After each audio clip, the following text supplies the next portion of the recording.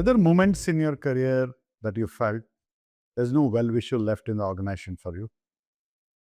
That's something I want to think aloud in my today's Workplace Dynamics podcast. As you know, my reflections stem from my own experiences. And want to take you back in time when I felt that for the first time. And there was a time when I felt that everybody I met in my team were looking up to me. I could see the twinkle in their eyes. You meet HR, you meet bosses, super bosses, peers. I somewhere felt, I was getting their attention. And then they promoted me. They sent me somewhere else. I went to a new geography. And I just simply couldn't adjust to that space where, of course, when you go to a new place, you have to start all over again, build new credentials, though it's the same organization, the stakeholders change. So as much as I was okay because I was promoted as in a possibly a bigger role, as one would call it, but simply I felt over a period of time that the world was against me. Call it performance pressures, or maybe I was not doing well. But the same thing happened in the previous space that I was in. I never felt so. I had ups and downs there also. But here's a place where I felt was constantly defending myself with the boss. I didn't get the kind of a support from my peers that I expected. I had a team with me, but can they possibly support me more than my boss or my super boss? Never, right? So eventually, just to cut a long story short, in that place, I eventually quit and walked away. But I always reflected on that every time in my phase in my career, that what if I had the same kind of promoters, if you want to call it, in an organization, who possibly are there in the room when you aren't? Whom do I define as, the internal promoters in any organization? In my view, they are the people who speak for yourself when you're not there. I'm not saying that that cannot happen with your reportees. Yeah, your team is the best propagators of who you are. They talk about what kind of leader you are if you're in a leadership role. If you aren't, I think the peers actually set that standard. So I always struggled with the context of who is an internal promoter. I remember once I sent somebody to a process work lab, and she came back and told me, hey, you know what I learned from this process lab? I don't have any internal promoters in the company, and I'm going to work on that. So uh, internal promoters has different contexts in different organizations, right? But we all know that we want somebody who speak for us.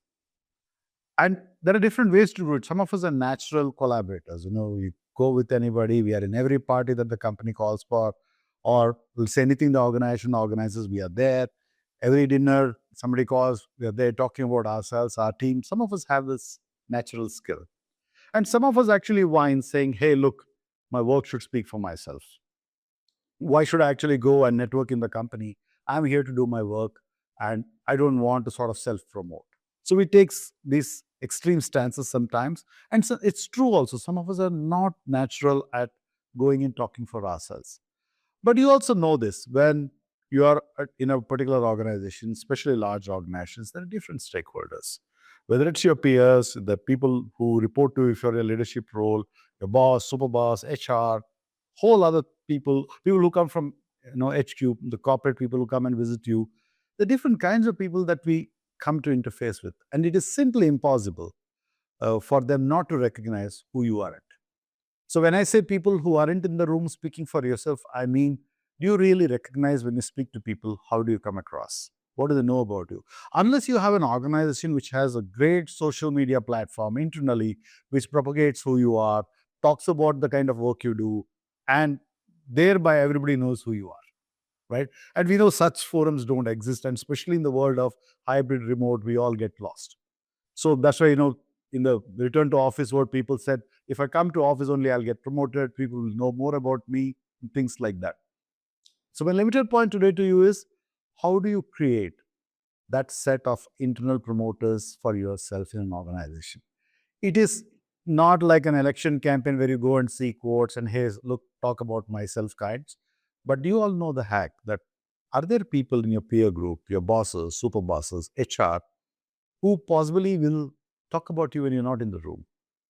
And what do you do when you meet them? It's not about, you give your CV to them every time you meet and saying, this is what I've done. I'm sure there is something intrinsic about it that we all owe to ourselves, that when we are not in the room, somebody is speaking for ourselves. So the question to you today is, have you ever felt lonely? Not because you're in a leadership role, people say that, at the top you're alone, not because of that, but because you felt there aren't well-wishers for yourself. There aren't people who are talking for yourself. And you feel you have to struggle for yourself all the time. And if you've been in that space, what have you done? Quit like me, like I've done before? Or you possibly built a new persona around yourself, new set of routines, behaviors, which made sure that people know who you are. Thank you for tuning into my Workplace Dynamics podcast once again. See you around again.